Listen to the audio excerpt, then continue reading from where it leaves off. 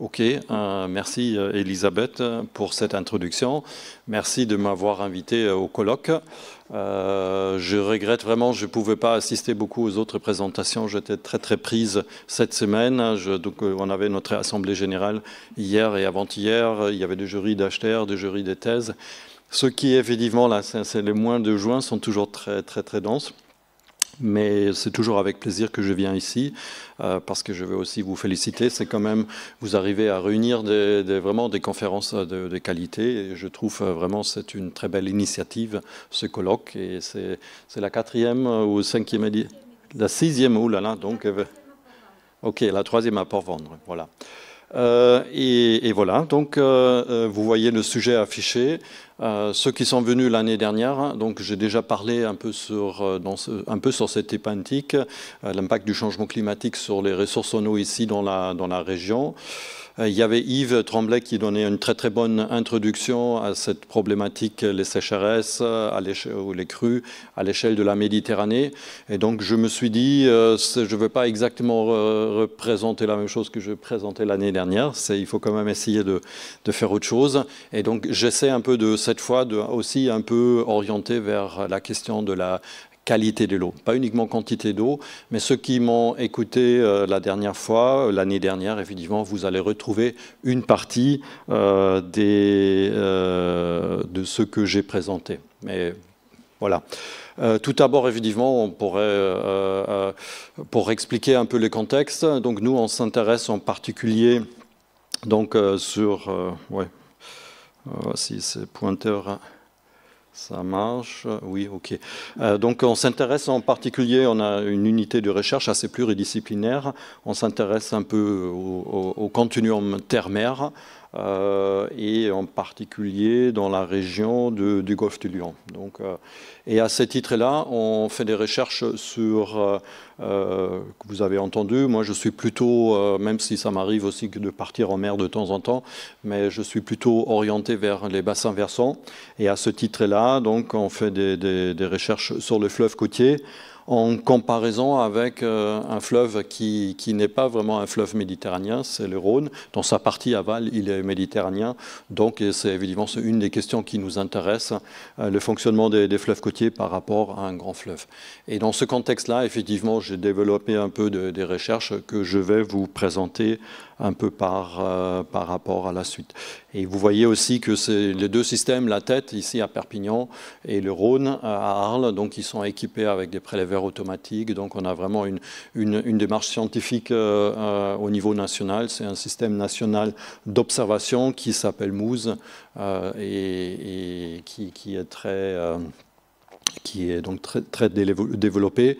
Et comme le disait aussi, introduction longue un peu, c'est Isabelle, donc j'étais responsable d'une zone atelier sur le golfe de Lion, et dans ce contexte-là, on a justement aussi, on a essayé de faire un peu de recherche aussi sur l'évolution du climat, sur l'impact du changement climatique sur ces fleuves. Voilà, donc d'abord je reste sur l'évolution quantitative des ressources en eau. Je vais un peu, qu'est-ce que c'est les ressources en eau? Je m'intéresse en particulier aux ressources en eau superficielles. Et donc, pour donner toute une définition, qu'est-ce que c'est? Je vais raccourcir un peu cette année.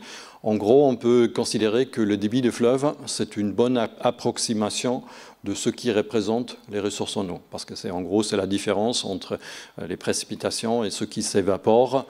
Donc c'est l'écoulement. Il y a une partie de l'écoulement qui se fait de manière souterraine, mais c'est quand même la majorité, la grande majorité, c'est fait en surface. Donc je parlerai un peu là-dessus, parce qu'il y a parce que j'ai abordé la question dans le cadre de deux thèses. Donc, vous voyez que c'est déjà un peu ancien, Franck Lespinasse, et une thèse un peu plus récente de Camille Labrousse.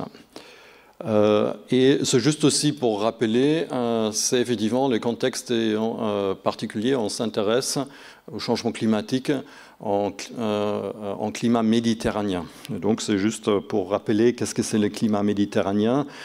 C'est un schéma de circulation, je ne peux pas le commenter en détail, mais il faut savoir que la spécificité du climat méditerranéen, c'est sa saisonnalité. Donc si vous remontez dans les définitions des climatologues, et cette saisonnalité peut s'expliquer parce qu'on est sous l'influence de deux régimes d'un fonctionnement très différent. En été, on est sous l'influence des hautes pressions subtropicales, donc, et en hiver sous un peu un climat tempéré un peu plus classique, avec surtout l'arrivée des masses d'air humides côté Atlantique. Donc, justement, c'est ce qui explique un peu la particularité, la saisonnalité, et c'est aussi ce qui donne un peu le cadre de ce qu'on observe au niveau de l'évolution du climat.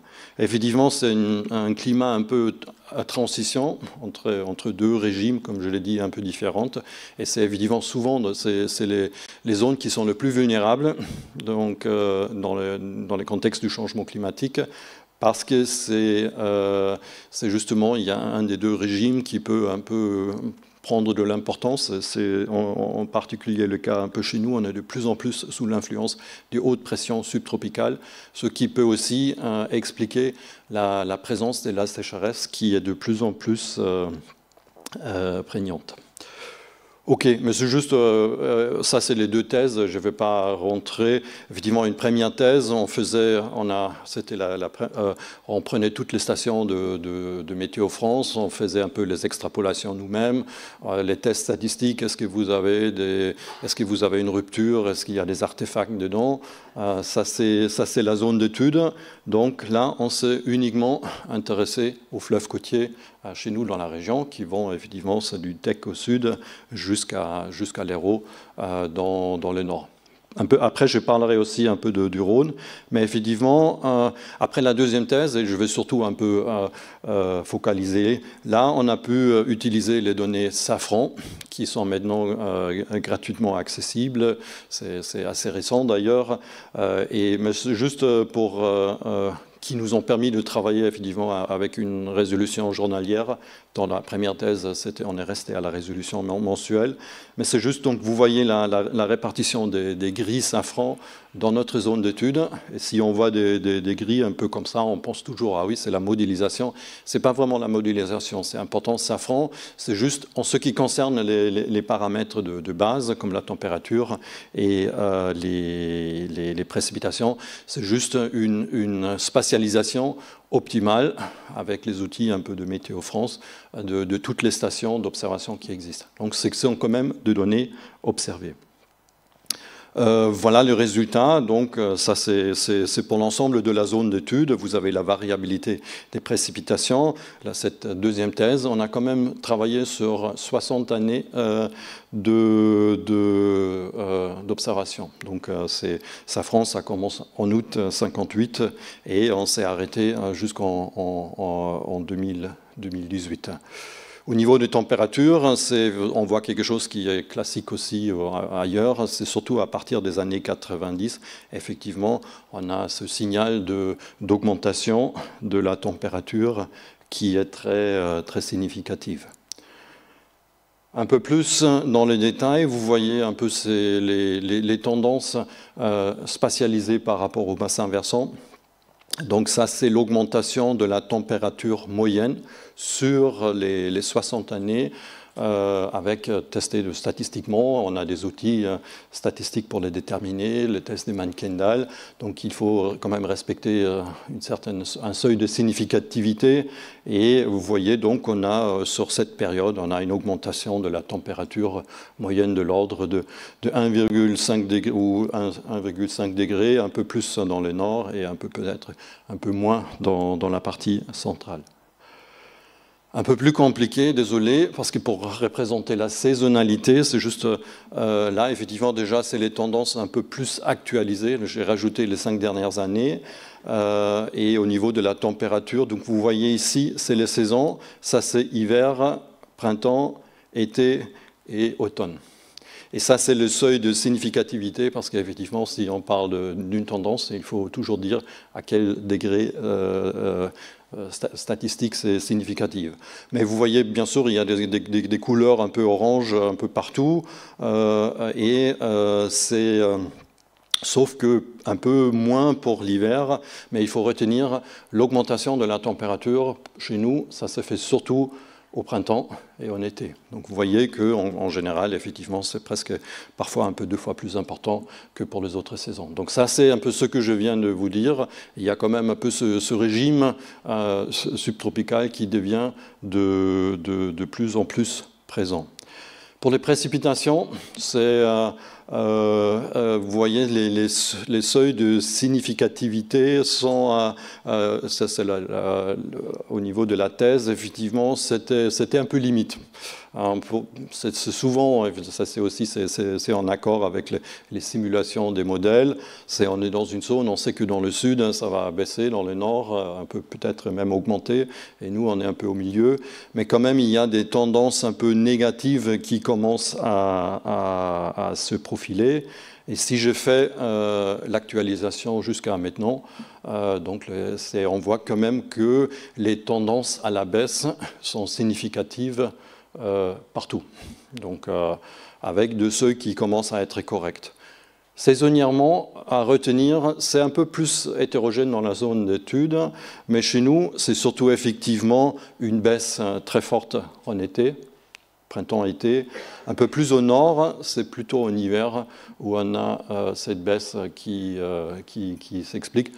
On peut expliquer ça plus en détail, mais effectivement, je ne vais pas rentrer là dans le détail. Mais quand même à retenir maintenant, parce qu'il a fallu 65 ans d'observation, mais on peut dire quand même les précipitations montrent une tendance à la baisse qui est statistiquement significative dans notre région.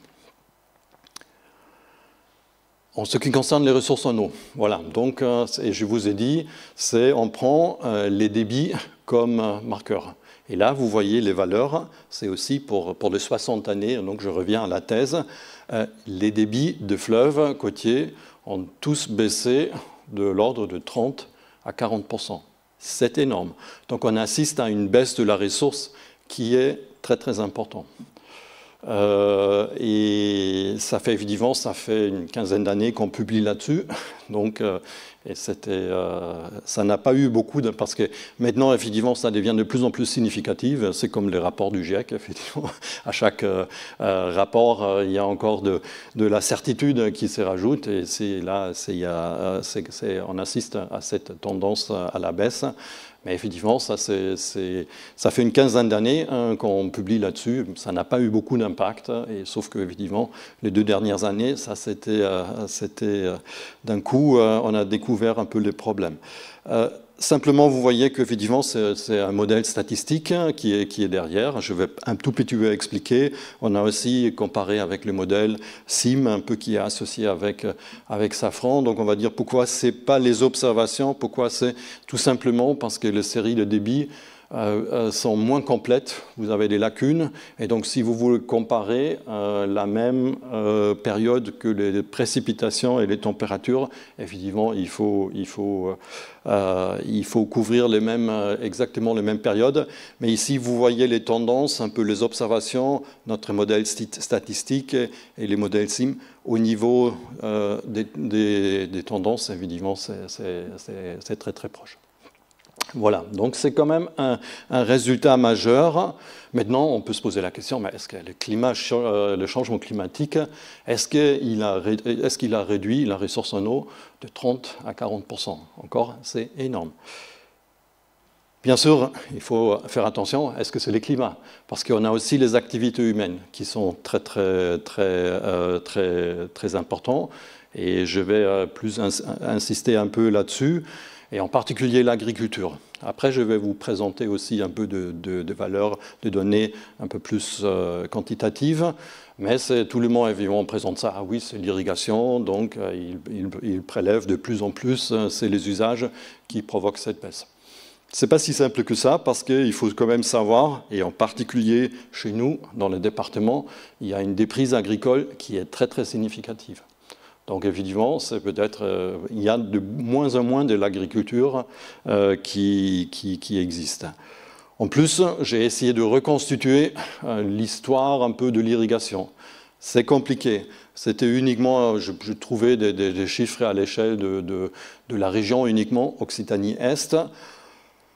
C'est donc globalement, effectivement, il y a une première phase, c'est justement dans les années 60, avec le développement de l'agriculture, et surtout on a aussi changé les techniques d'irrigation. Donc on est passé de l'irrigation gravitaire, qui est toujours pas mal pratiquée un peu chez nous, vers de l'irrigation sous pression.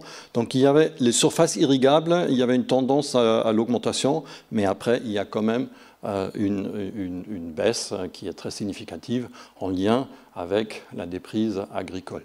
Ça, c'est les surfaces potentielles, ça, c'est ce qu'on a estimé, les surfaces réellement irriguées. Je n'ai pas prolongé, je pourrais prolonger un petit peu. C'est vrai dans certaines zones, en particulier dans l'Hérault, dans la mesure que l'irrigation du vin, maintenant c'est autorisé, il y a une légère tendance un peu à l'augmentation. Mais c'est effectivement, on ne peut pas dire que c'est l'irrigation qui a dû provoquer cette baisse de la ressource. Et l'autre argument qui est quand même, pour nous c'est l'argument un peu majeur, je vous ai parlé, on a un modèle statistique, donc on essaie un peu cette tendance des débits, de les expliquer avec, c'est les stats, et donc on a quand même pu démontrer ces différentes approches. Ça, c'est je ne vais pas rentrer dans les détails, mais ça, c'est un peu le modèle qu'on a utilisé. On peut quand même expliquer 80 à 90% de la variabilité de l'évolution des débits annuels avec des paramètres climatiques uniquement. Je ne rentre pas dans les détails exactement qu'est-ce que c'est un indice de sécheresse, c'est d'autres indices, mais il faut retenir, c'est uniquement basé sur la température et les précipitations. C'est quand même un bon argument que c'est le climat qui drive l'évolution des ressources. Après, il faut aussi faire attention, si on a une tendance, ce n'est pas une tendance qu'on peut prolonger dans la durée, parce qu'on a une variabilité naturelle qui existe aussi. Donc ça, on connaît, il y a certains fleuves, on a des observations sur 100 ans, et on sait qu'il y a une certaine cyclicité, et donc il faut faire attention à ça. Mais c'est aussi, et pour ça je reviens un peu, c'est Yves, il a aussi montré ces indices de sécheresse. On peut les déterminer à différentes échelles de temps. On a regardé, il y a deux indices de sécheresse, le SBU 12 et le RDI 12, qui sont montrés. Et ce qui est intéressant, c'est au début de la période d'étude, effectivement, c'était plutôt une période relativement humide. Mais effectivement, c'est là les dernières années. Et pour nous, la sécheresse, on la voit surtout depuis les années 2005. Parce que là, vous voyez quand même, on a des valeurs négatives qui dominent. Donc évidemment, les tendances commencent avec une période relativement humide et on se termine évidemment avec cette sécheresse qui encore, ça n'existe pas vraiment uniquement depuis 2 ans. Nous, on la voit déjà un peu depuis plus longtemps. Et c'est normal, effectivement, on a un peu cette tendance. Retenez quand même l'année 2005 parce que je vais revenir un peu là-dessus. C'est intéressant aussi parce que je vous ai dit, lorsqu'on a développé la politique agricole, on était plutôt dans une période vaste en termes de ressources. Et évidemment, mais même si on n'avait pas de changement climatique, il fallait quand même intégrer que peut-être ça ne va pas toujours continuer comme ça. Ça, c'est OK. Maintenant, et après, c'était aussi, pour répondre un peu à cette question, si on a effectivement ces approches statistiques, on peut faire des tests de sensibilité, on change la température, les précipitations, et on pourrait dire, donc si on suppose qu'une augmentation de la température de 1,5 degré, ça représente le changement climatique, c'est évidemment, on est plutôt à l'échelle 1,2 degré, mais on sait qu'on va très très vite arriver là. Donc on pourrait dire que rien que la température, ça pourrait provoquer une baisse de la ressource de 20%. Voilà, c'est ce que j'ai un peu une sorte, il faut faire attention, c'est une sorte de conclusion, mais on peut peut-être retenir le changement climatique, c'est peut-être pas une baisse de 40%, mais on pourrait peut-être attribuer quand même une part significative de la baisse de la ressource en eau au changement climatique. Voilà. Et après les projections, Yves, on en a montré beaucoup. Bien sûr, on a utilisé les scénarios que Yves, à un moment donné, a présentés. On prend le scénario un peu modéré et on pourrait arriver, c'est d'aujourd'hui à la fin du siècle. Donc ça, c'est une projection sur 100 ans, encore à une baisse un peu du même ordre de grandeur de ce qu'on a eu. Évidemment, dans les scénarios pessimistes, ça, c'est que des projections statistiques. Donc, on pourrait pratiquement perdre toute la ressource en eau dans la région. Quelque chose, je ne voulais pas, donc les projections, Yves, il a très très bien expliqué. Quelque chose que je trouvais intéressant, surtout aussi, on peut dire, OK, c'est toute la région Occitanie-Est est affectée par cette évolution. On peut se poser la question, pourquoi les PO étaient particulièrement touchés et pas le Hérault, pas l'Aude, tout ça, pourquoi on parle uniquement de PO? Et pour expliquer ça, désolé, j'ai un tableau un peu barbare, mais j'essaie un peu de, voilà, vous avez les 6 fleuves côtiers, différentes propriétés, la superficie, l'élévation moyenne, les précipitations, le débit. Quelque chose d'intéressant, je regarde uniquement le fleuve de notre département et vous voyez que ce sont les fleuves le plus élevés, le plus de relief, on a le plus de neige et vous regardez l'irrigation, ça c'est des estimations de l'eau qui est prélevée pour l'irrigation en moyenne. Vous comparez ça avec le débit moyen annuel. Pour la tête, il y a pratiquement 3/4 de l'eau qui est prélevée pour l'irrigation. Ce n'est pas de l'eau qui est perdue. Donc, et pourquoi cette irrigation intense? Parce que justement, on avait le relief pour faire de l'irrigation gravitaire.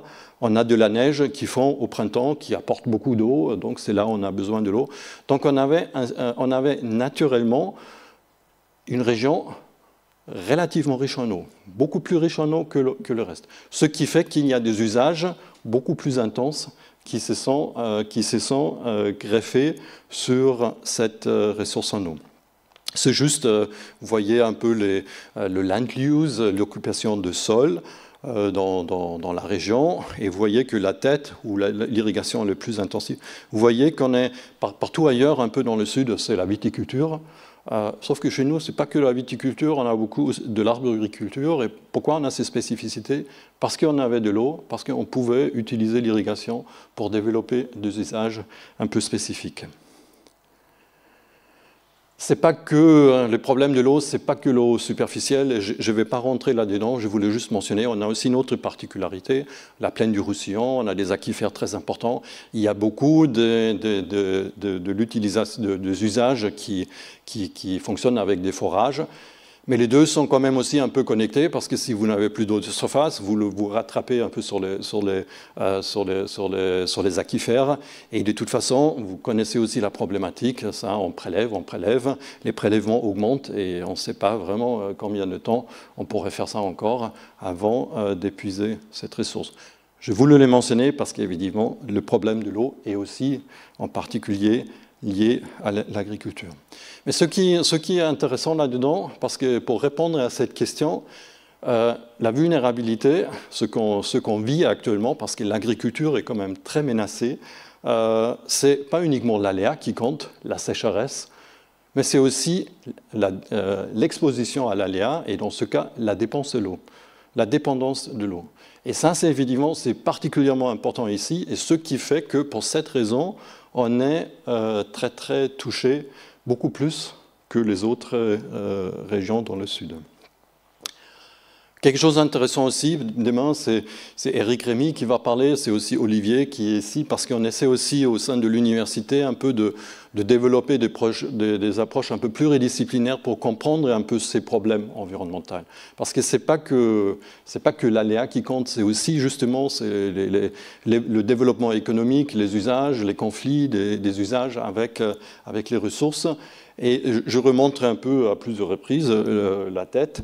Le débit de la tête, effectivement, le débit de la tête, c'est quand même un bon indicateur de la sécheresse, parce que là, c'est les 2 dernières années, c'est la sécheresse catastrophique, mais on a eu d'autres années avec des sécheresses. En général, c'était une année, mais il y avait quand même aussi 2 années qui se sont succédées.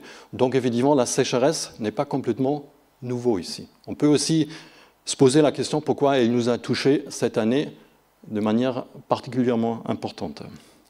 Et pour ça, je rajoutais un peu la formule. Effectivement, c'est la vulnérabilité, c'est l'exposition à l'aléa, mais certainement aussi le manque d'anticipation. Et c'était très intéressant aussi de voir, parce que je vous ai montré les ressources en eau, on a une évolution à la baisse qui est visible.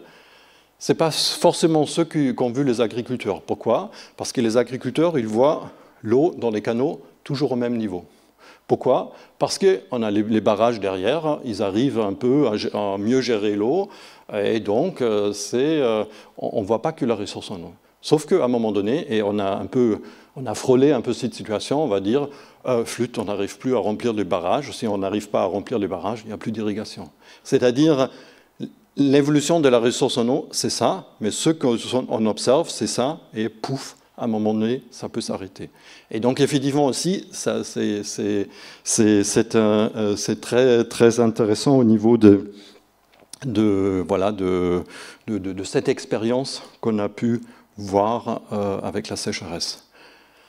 Voilà, il faut peut-être que j'accélère un petit peu parce que je vous ai promis, je ne vais pas uniquement parler de la ressource quantitative, mais aussi qualitative. Mais il y a quand même des liens, vous allez voir par la suite. Donc, on peut se poser la question, de manière générale, quel est l'impact du changement climatique sur la qualité mesurée, la composition du soute de l'eau? Et pour l'illustrer, donc, parce que je peux revenir un peu des études qu'on a fait un peu dans le temps, c'était assez intéressant. Vous voyez ici le bassin versant de la tête qu'on a étudié dans tous les sens, aussi l'évolution de l'aval. Et ici, vous voyez effectivement, c'est une station de prélèvement à l'entrée de Perpignan. Et je prends un indicateur qui est souvent utilisé pour la qualité de l'eau, c'est l'ammonium. Parce que c'est typiquement, ça reflète des eaux usées qui sont maltraitées. Et donc, vous voyez, effectivement, on a des valeurs très basses, mais pour les stations suivantes, parce que la station d'épuration est là, et à l'époque, on avait une station d'épuration qui fonctionnait très, très mal. Et donc, vous voyez qu'effectivement, les concentrations explosent. Et on peut aussi voir qu'une réalité, effectivement, les concentrations, c'est en fonction du débit, parce que c'est simplement l'effet de dilution. Vous avez toujours les mêmes rejets qui arrivent, qui sont mélangés dans des quantités d'eau variables. Effectivement, c'est ceux qui contrôlent les concentrations. Ce qui veut dire, vous avez ici les critères de l'agence de l'eau pour la qualité de l'eau, qui sont définis par des concentrations seuil. Vous pouvez calculer combien de jours dans l'année vous avez une bonne qualité, une moins bonne ou une mauvaise qualité, tout simplement en fonction du débit. Donc, et on a fait un peu vous avez compris, le débit de la tête baisse, et donc on peut faire les simulations. Ça, c'est juste avec les relations qu'on a pu établir. Vous pouvez calculer combien de jours dans l'année votre qualité de l'eau est bonne, ou très bonne, bonne, etc. Et vous voyez qu'avec les mêmes rejets, effectivement, vous assistez à une dégradation de la qualité de l'eau, parce qu'il vous manque de l'eau pour diluer. Ce qui fait que vous avez automatiquement un problème de l'eau. Et ce qui a fait aussi à Perpignan, effectivement, on a dû remplacer la station d'épuration mais c'est intéressant parce qu'automatiquement, et dans les climats méditerranéens, on a déjà un peu moins d'eau qu'ailleurs. Et effectivement, c'est-à-dire le changement climatique, automatiquement, ça va introduire un problème de la qualité de l'eau parce que les apports, ça reste le même, mais vous avez moins d'eau. Donc, voilà, c'était un peu, ça c'est les choses classiques. Donc maintenant, c'était un peu pour, voilà, est-ce qu'on peut se poser la question, est-ce que je vous ai parlé de l'évolution climatique, donc sur 60 ans, 65 ans, est-ce qu'on peut aussi détecter un impact du changement climatique sur la pollution de manière générale? Donc j'ai essayé, est-ce que je trouverai des exemples? C'était un peu compliqué, et là je fais une petite écart. Donc, je vous parle des polluants très classiques, c'est les nitrates et les phosphates dans les fleuves. Et vous voyez ici, c'est pour le Rhône et d'autres fleuves, pas forcément chez nous dans la région, l'évolution de l'augmentation des nitrates. Après, ça a beaucoup augmenté jusqu'aux années 80. Après, ça plafonne plutôt. La même chose dans le Pô.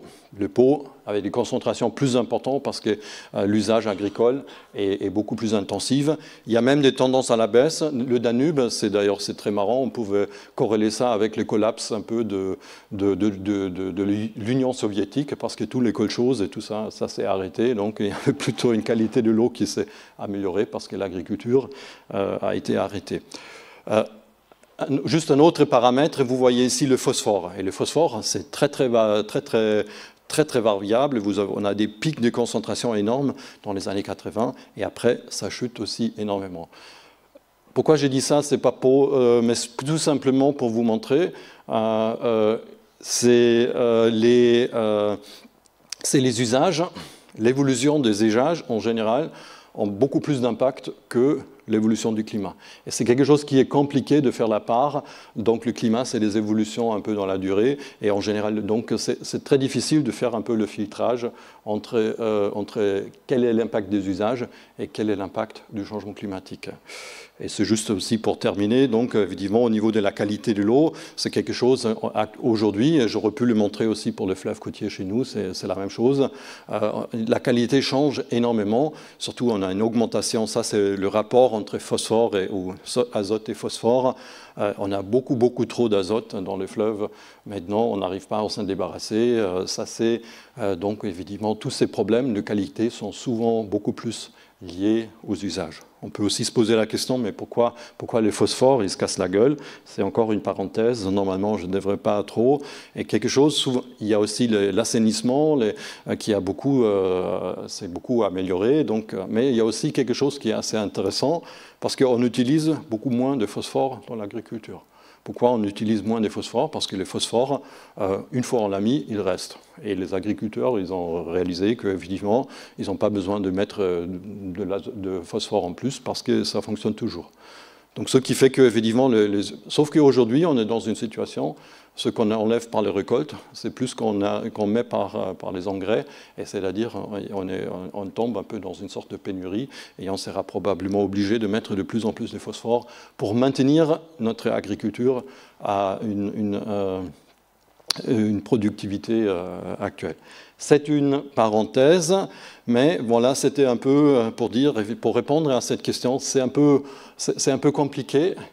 Et j'ai choisi quand même pour illustrer l'impact du changement climatique sur la qualité de l'eau, j'ai quand même essayé d'illustrer ça et je choisis un autre paramètre parce qu'il y a aussi des facteurs de la qualité de l'eau, c'est la composition de l'eau, peu importe si c'est des polluants ou pas.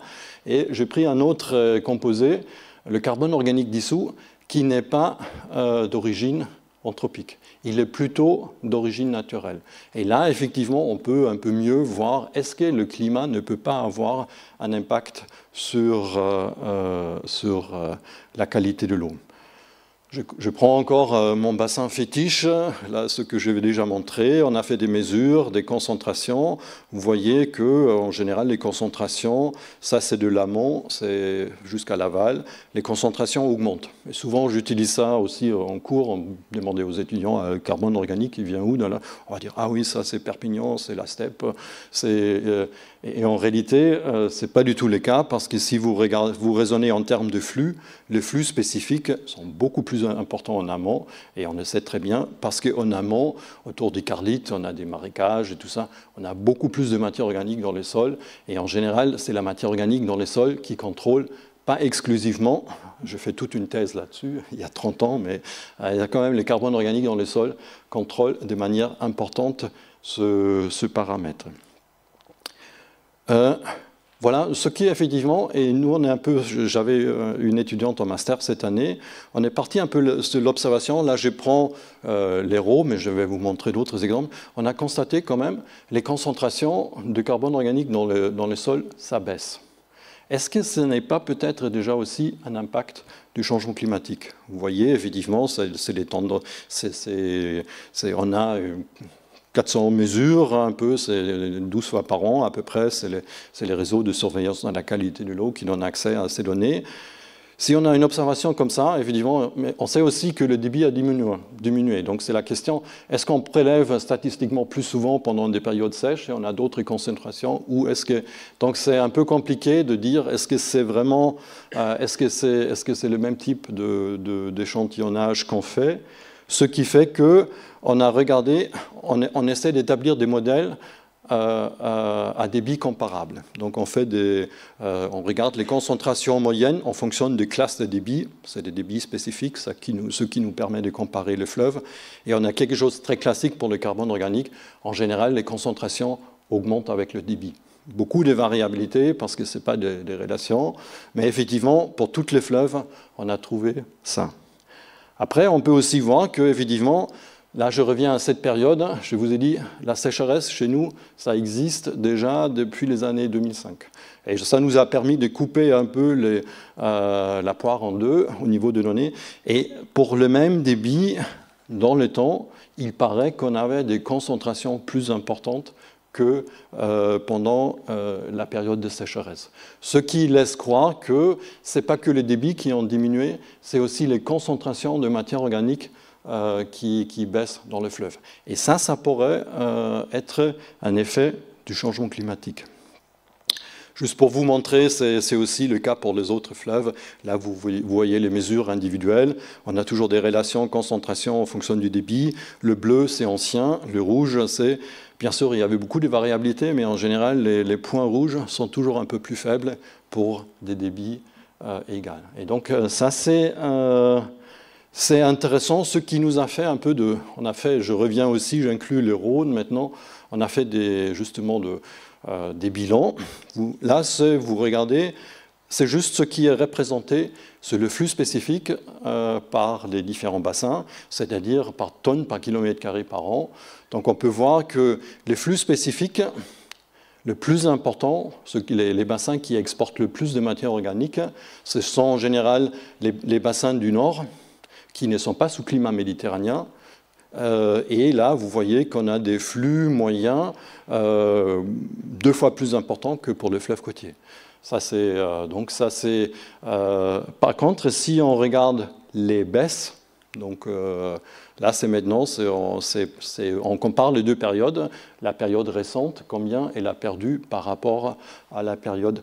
Et on voit qu'effectivement, les systèmes un peu du Nord, ceux qui sont riches en carbone, on a plus de carbone dans le sol, perdent beaucoup moins.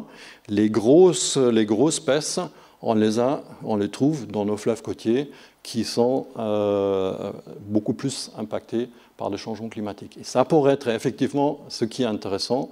Après, je l'ai résumé de manière tabulaire, parce qu'il faut toujours... Ça, c'est la baisse du débit par rapport à la période des références. C'est la baisse des concentrations, et effectivement, le flux, c'est le résultat entre les deux. Et on voit qu'effectivement, là, dans les Hauts-Rhône, dans le Saône, on n'a pas perdu beaucoup de carbone, effectivement. Chez nous, on a perdu 2 tiers, jusqu'à 2 tiers du carbone. Et ça, c'est effectivement, on essaie un peu de démontrer ça. Et ça pourrait... parce que c'est intéressant, parce que qu'est-ce que ça veut dire? D'un côté, on a moins d'eau, mais peut-être on a aussi moins de matière organique dans le sol, parce que cette baisse du carbone organique dans les fleuves, moi je pense, ça peut traduire une baisse de carbone dans le sol, parce que le climat est plus sec. Et effectivement, on a donc une double peine. On a moins d'eau pour faire de l'agriculture, mais on a aussi des sols qui sont moins en forme, parce que la matière organique, c'est très important pour les sols aussi. Je finis un peu là-dessus. Ça, c'est... Donc je vous montre, ça c'est une carte que j'ai utilisée encore il y a 30 ans pour ma thèse. Donc vous voyez la répartition du carbone organique dans le sol, c'est une échelle très grande. Mais c'est très connu, en Méditerranée, effectivement, on a moins de carbone qu'un peu dans le nord de la France. Pourquoi? Parce que le climat est beaucoup moins propice à l'accumulation du sol. Ce qui peut en partie aussi expliquer pourquoi la productivité de l'agriculture en Méditerranée, l'agriculture intensive, ça ne marche pas chez nous parce que justement, on n'a pas les ressources ni au niveau eau, ni au niveau peut-être de la qualité du sol. Et ça, c'est évident, ça pourrait traduire, donc encore, c'est une sorte de double peine. On a moins d'eau, mais aussi peut-être la qualité des sols se dégrade. Et ça, effectivement, c'est les problèmes multipliés par 2. Voilà, et donc après, pour finir, ça c'était, oui, c'est juste parce que je l'ai montré l'année dernière aussi. Bien sûr, vous pouvez aussi avoir d'autres impacts. Donc ça, c'est moins d'eau, peut-être le sol se dégrade. Et c'est aussi quelque chose qu'on faisait parce que on s'est posé la question, est-ce qu'on peut aussi pas déjà détecter un impact du climat sur la productivité agricole? Et à l'époque, on a essayé, vous voyez ici les rendements, c'est aussi un stage que je faisais un peu dans le temps, c'est le rendement de la viticulture. Et ce rendement s'abaisse, pas forcément pour les AOP, parce qu'ils sont un peu très design, mais là, c'est un peu la production de masse. Et on voulait tester, est-ce qu'on ne peut pas expliquer aussi cette baisse de productivité avec des facteurs climatiques. C'est juste, je vous dis, c'est un stage de master, c'est pas, ça va. Mais effectivement, ce qui est intéressant, et ça c'est très classique, donc on sait que effectivement, le vin, il est très sensible à la température. Donc ça dépend des cépages, mais en général, vous avez des relations, vous avez des températures optimales de croissance. C'est de l'ordre de 17, 18 degrés, ça dépend de ces cépages. Donc et dès que vous dépassez cette température optimale, évidemment, le vin souffre. Et on a eu cette année, vous avez entendu qu'il y a certaines vignes qui commencent à crever parce que tout simplement, il fait trop chaud. Donc on n'a pas assez d'eau, le sol peut-être se dégrade, et les températures peuvent aussi avoir un effet très néfaste. Triple peine alors. Donc ça c'est juste un peu pour vous montrer, c'était un peu des simulations qu'on faisait un peu dans les cadres dans ce stage, parce que c'est intéressant, vous regardez par rapport à cette température optimale, quelle était la répartition, la répartition des températures optimales, et ça colle dans les années 60, donc ça colle assez bien avec la répartition de la viticulture. Donc évidemment, on a je ne vous ai pas montré la carte de viticulture, mais ça colle très très bien. Effectivement, dans les années 60, la viticulture était installée là où la température était optimale. Maintenant, on fait les scénarios pour encore les mêmes scénarios que je vous ai montrés. Yves aussi a montré. Donc, vous faites, ça c'est le pire, ça le scénario modéré, mais les tendances, c'est partout pareil, effectivement. C'est-à-dire, dans l'avenir, là où on a les vignes aujourd'hui, les zones ne sont pas du tout adaptées à la viticulture parce qu'il fait trop chaud. Donc il faudrait remonter, mais pour remonter, effectivement, il faut avoir accès au terrain, il faut justement, c'est pas quelque chose qui est facile. Donc voilà, c'était juste aussi pour illustrer, vous pouvez aussi avoir d'autres impacts encore qui peuvent impacter qui peuvent contribuer à ce qui va être l'impact du changement climatique, en particulier sur la productivité viticole dans notre région. Yves, il a terminé avec un cartoon, voilà, je fais un peu pareil. Mais ça, c'était pour vous montrer que j'ai terminé et je suis disponible à vos questions. Voilà. Bien. Merci Wolfgang pour cette belle présentation.